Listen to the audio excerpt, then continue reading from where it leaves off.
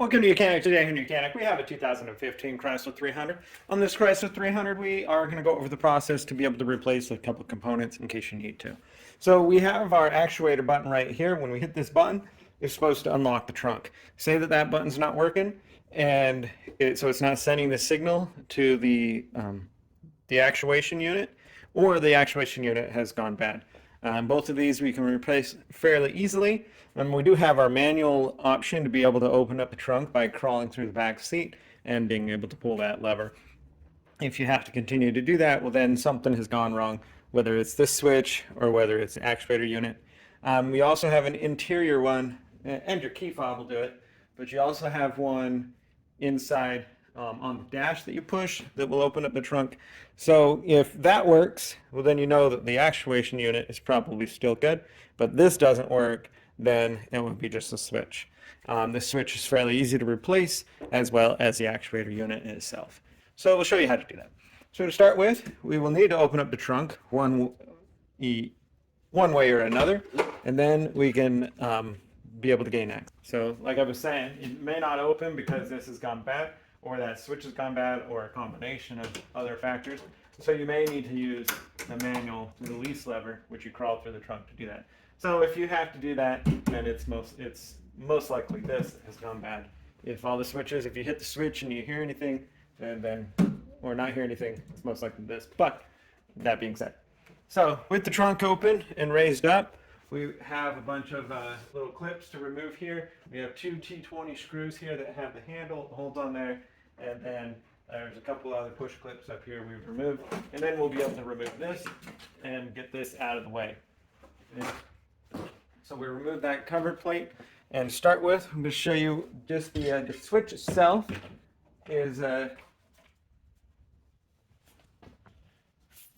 fairly easy to replace here. Okay, so the switch itself is this right in here, and we have this electrical connector. So after we've removed that carpet piece, we gain access, we undo that electrical connector. We have a little tab up top here.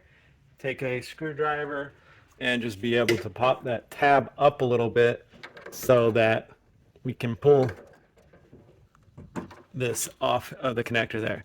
Then we need to just turn this little connector here. It can be pretty stiff, but turn that in a quarter turn or so of the counterclockwise. And now we've got in the unlock there.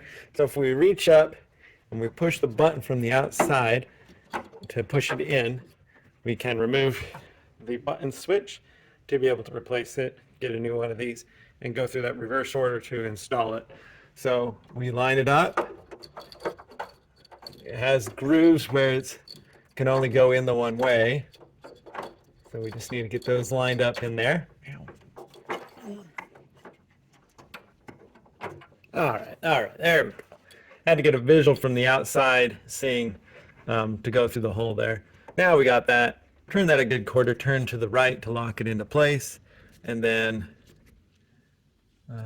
we have this to slide back up on there, reconnect our electrical connector, and that would be just a replacement of the switch if that's the only issue that you have, because you weren't having any other problems. Then that would just, you can replace switch, put the copper piece back on, or not. But if you determine that it is the actuation unit right here, this is a fairly easy. We got two number 10 millimeter bolts and one electrical connector to undo, and then we can replace this. So we'll unhook the electrical connector. There we go. Two 10 millimeter bolts.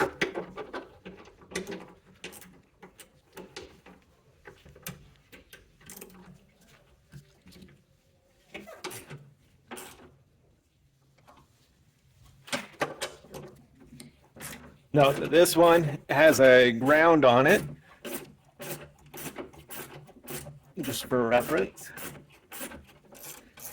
And in the event, most likely, this is what would potentially go bad more than the switches, because there's so many different ways to open this up that this can go bad.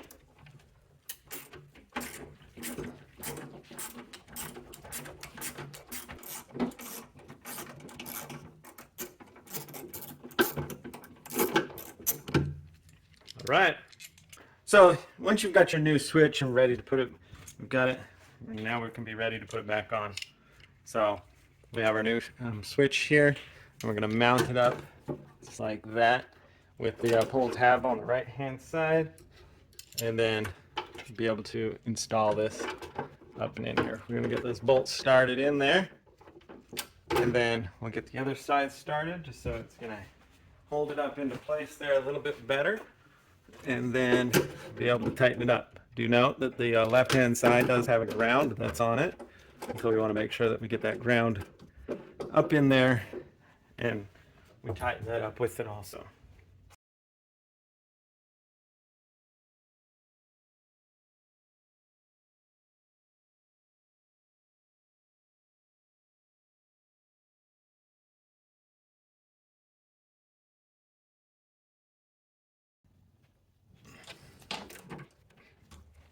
All right, that's all tightened up. I want to make sure we hook that electric back up so that it will function and do what it needs to.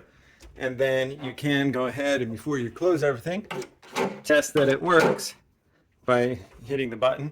And that's what actuates that unit for it to work, to be able to unlock your truck. So that being said, that's the install. If you needed to remove this to replace it, or you felt that you've diagnosed that it was the switch to replace, once you're done with that, just go ahead and put your carpet piece back on, put all the push pins, two T20 screws here that hold the handle on, and that would be how you would be able to do anything inside under this cover here. Thank you for watching Mechanic, where you can be the mechanic.